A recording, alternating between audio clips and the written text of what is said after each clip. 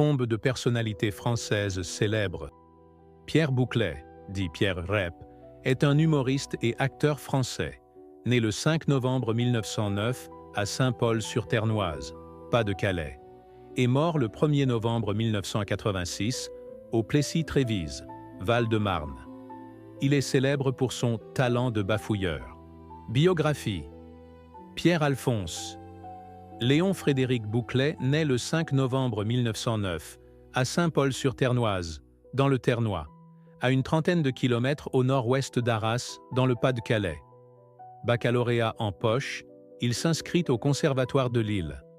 Le 14 août 1930, âgé de 20 ans, il se marie avec sa cousine Ferdinande Bouclet, 1913-2006, à Lille.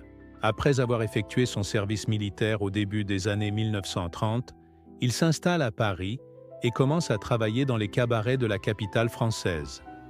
Après la Seconde Guerre mondiale, il est ainsi régulièrement à l'affiche des cabarets Le Tabou, chez ma cousine, La Bolée, le Liberty, les Trois Baudets, chez Patachou, puis aussi le Crazy Horse Saloon.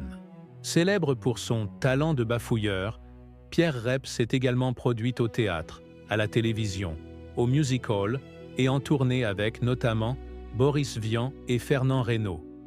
Son humour est basé sur la difficulté, feinte, dénoncer certains mots, qu'il remplace par d'autres de façon surprenante, et sur des contrepétries. Son sketch Les Crêpes fait partie des références humoristiques de Stéphane de Grood. Au cinéma, il est à l'affiche d'une centaine de films dont Bonjour Sourire, Monsieur Lacaille, aux côtés de Fernand Sardou, et Les 400 coups. Il faisait aussi partie de la Société des Rosati. Au théâtre, Pierre Rep jouera, entre autres, dans le Nouveau Testament de Sacha Guitry aux côtés de Fernand Gravet. À la télévision française, il sera souvent l'invité des émissions de Guy Lux durant les années 1970, ainsi que de celles de Michel Drucker. En Belgique aussi, il sera parmi les habitués de l'émission télé humoristique Zygomaticorama, présentée à la RTBF par Pierre Tchernia à la fin des années 1970. En 1982, Pierre Rep se produit sur la scène du Casino de Paris dans le spectacle de music hall Mécènes de Paris, au profit de la Fondation Personnage. La même année, il effectue son dernier passage à la télévision française dans une émission de Michel Drucker. Jusqu'au début de l'année 1986, il se produit encore fréquemment dans des cabarets de province. Il meurt le 1er novembre 1986, à presque 77 ans, au Plessis-Trévise, Val-de-Marne, commune où il résidait, des suites d'un cancer. Il est inhumé dans le cimetière nouveau de Vincennes, à Fontenay-sous-Bois. La ville du Plessis-Trévise a donné son nom à un restaurant scolaire situé non loin de son dernier domicile. En 2018, l'écrivain Nicolas Le Golvan lui consacre un essai, Pierre Rep, bégayer, exister, écrire.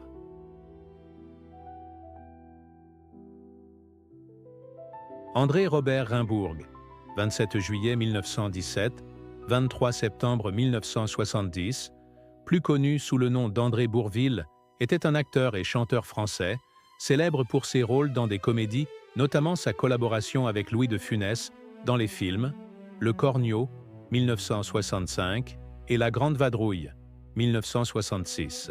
Sa prestation dans Die, Le Cornio, lui valut un diplôme spécial au 4e Festival international du film de Moscou.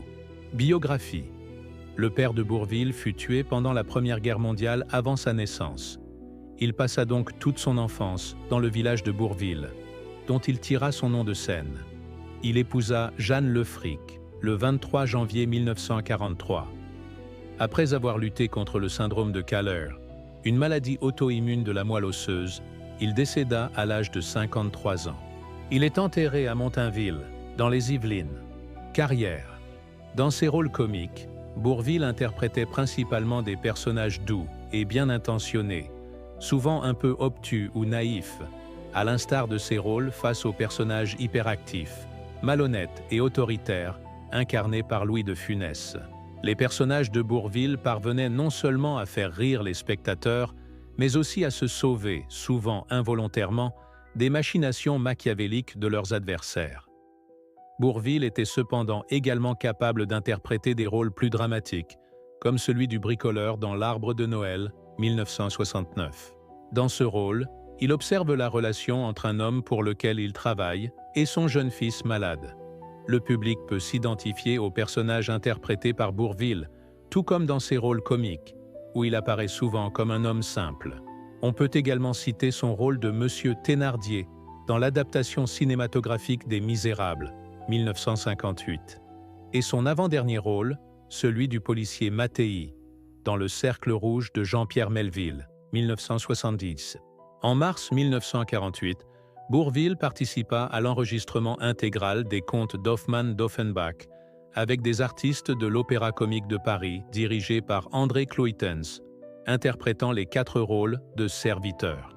L'acteur et chanteur français Bourvil est décédé le 23 septembre 1970 à Paris, à l'âge de 53 ans. Il est décédé des suites de la maladie de Keller, également connue sous le nom de myélome multiple, un cancer de la moelle osseuse. Malgré la maladie, il a continué à travailler, achevant notamment ses 2 derniers films, Le Cercle rouge et Le Mur de l'Atlantique, peu avant sa mort. Henri Salvador, 18 juillet 1917, 13 février 2008, était un chanteur, comédien et artiste de cabaret franco-caribéen. Biographie: Salvador est né à Cayenne, en Guyane française. Son père, Clovis, et sa mère, Antonine Paterne, fille d'un Caribe, étaient tous 2 originaires de Guadeloupe, aux Antilles françaises. Salvador avait un frère, André, et une sœur, Alice. Il a débuté sa carrière musicale comme guitariste, accompagnant d'autres chanteurs. Il avait appris la guitare en imitant les enregistrements de Django Reinhardt et a travaillé à ses côtés dans les années 1940. Salvador a enregistré plusieurs chansons écrites par Boris Vian, avec Quincy Jones comme arrangeur. Il a joué de nombreuses années avec Ray Ventura and His Collegians, où il chantait, dansait et faisait même des sketchs comiques sur scène. Il est également apparu dans des films tels que Nous irons à Monte-Carlo, 1950, Nous irons à Paris, film de Jean Boyer de 1949 avec les Sœurs Peters, et Mademoiselle s'amuse, 1948. Il est connu pour avoir enregistré les premiers morceaux de rock'n'roll français en 1957, écrits par Boris Vian et Michel Legrand. Rock'n'roll Mops, Rock OK, Va te faire cuire un œuf, man, et Dis-moi que tu m'aimes rock, sous le pseudonyme d'Henry Cording, un jeu de mots avec recording. Malgré cet aspect historique, il a toujours affirmé détester le rock'n'roll et a même refusé d'en parler par la suite. Dans les années 1960, Salvador a animé plusieurs émissions de variété populaire à la télévision française. En 1964, il a connu un succès avec Zorro est arrivé, adaptation du tube américain Along Came Jones, des Coasters. Il est également célèbre pour son rire communicatif et sonore, un thème récurrent dans nombre de ses chansons humoristiques.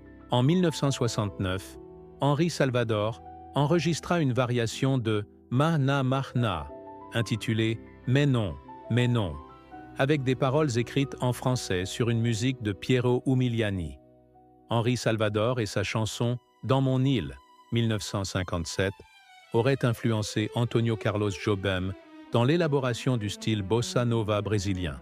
Le célèbre compositeur et chanteur brésilien Caetano Veloso a fait connaître Henri Salvador au public brésilien avec la chanson Reconvexo, dans laquelle il dit « Quem não sentiu au swing de Henri Salvador ?» Qui n'a pas ressenti le swing d'Henri Salvador? Veloso a également enregistré une version de la chanson de Salvador, Dans mon île. À 70 ans, Salvador prêta sa voix au crabe Sébastien dans le doublage français de La Petite Sirène de Disney en 1989. Des enregistrements de Embrasse-la sont disponibles sur YouTube. Salvador a découvert les chanteurs Keren Ann et Art Mengo. Il est décédé d'une rupture d'anévrisme à son domicile aux premières heures du 13 février 2008. Il avait 90 ans. Il repose auprès de son épouse Jacqueline au cimetière du Père-Lachaise. Supporter inconditionnel du Paris Saint-Germain, il était abonné à vie au Parc des Princes, où il possédait 4 places. Héritage. Henri Salvador jouit toujours d'une grande popularité. En 2000, Virgin Records a sorti un CD regroupant des tubes comme Jazz Méditerranée, qui continue d'être régulièrement diffusé à la radio. En 2002, son album Chambre avec vue s'est vendu à plus de 2 millions d'exemplaires. En 2005, Salvador a été décoré de l'Ordre du Mérite culturel du Brésil, une distinction qui lui a été remise par le célèbre chanteur et ministre de la Culture Gilberto Gil, en présence du président Luiz Inácio Lula da Silva, pour son influence sur la culture brésilienne et notamment sur la bossa nova, genre musical auquel il a contribué. La même année, il s'est classé 52e au concours du plus grand français. Salvador a été nommé commandeur de la Légion d'honneur et de l'Ordre national du mérite. En 2007, il a sorti l'album Révérence chez V2 Records, avec la participation de Gilberto Gil et Caetano Veloso. Il a ensuite interprété le morceau « La vie c'est la vie », extrait de cet album lors d'un épisode de l'émission de la BBC Later, with Jules Holland, diffusé le 4 mai 2007. Henri Salvador est décédé le 13 février 2008 à Paris, à l'âge de 90 ans, des suites d'une hémorragie cérébrale, anévrisme.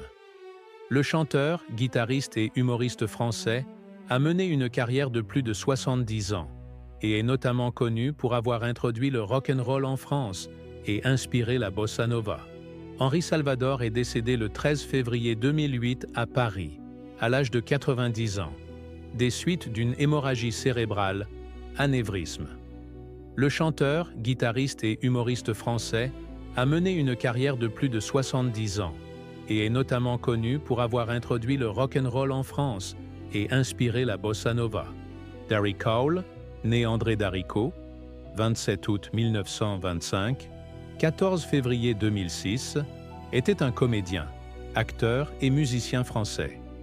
Il a remporté le César du meilleur acteur dans un second rôle en 2004 pour son interprétation d'un concierge dans Pas sur la bouche, qui fut sa dernière apparition à l'écran. Né à Vittel, il s'est fait connaître grâce à un rôle tenu par Sacha Guitry dans Assassin et voleur, 1956. Il s'est ensuite tourné vers le cinéma et a rapidement acquis une certaine notoriété avec son interprétation d'Antoine Péralou dans Le Triporteur, 1957. Passionné de jeux vidéo, il acceptait souvent des rôles uniquement pour l'argent, dans des films qui ne mettaient pas en valeur son talent d'acteur. Il expliquait cela en précisant qu'il ne lisait pas le scénario, ni même parfois le titre, du film dans lequel il allait jouer. Il a interprété le rôle du major Archibald dans le film de 1974 « Ne touchez pas à la femme blanche ». Il espérait remonter sur les planches dans « Hold Up » en septembre 2005, mais sa santé fragile l'en a empêché. Il est décédé à Neuilly-sur-Seine à l'âge de 80 ans des suites d'un cancer du poumon. L'humoriste, acteur et musicien français Darry Cole est décédé le 14 février 2006 à Neuilly-sur-Seine, en France, à l'âge de 80 ans. Il est décédé des suites d'un cancer du poumon. Merci. Si vous aimez, cliquez sur « S'abonner » pour recevoir les nouvelles vidéos.